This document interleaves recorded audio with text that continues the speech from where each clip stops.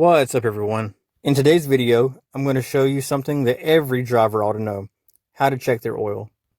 Before you begin, you want to make sure that your vehicle is on a level surface. We're going to start by locating the engine oil dipstick. Majority of the time, the engine oil dipstick is going to have a yellow handle, and usually right on top or to either side of the engine. Like in my truck right here, the yellow handle is the oil dipstick. The red handle is the transmission fluid. So we're going to check the oil by pulling the engine oil dipstick out. So there's going to be markings on the bottom of the dipstick. The L stands for low, and on top the F stands for full.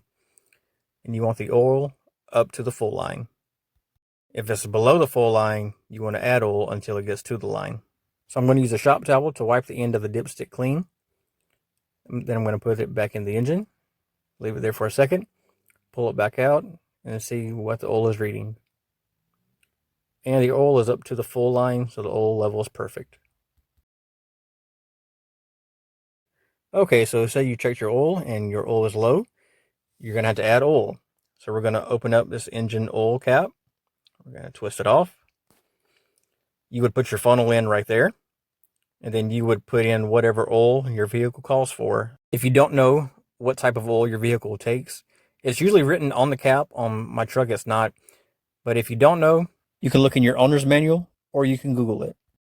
After you add your oil, you want to make sure you put the engine cap back on, and then you want to check your oil again. And that's all there is to checking your oil.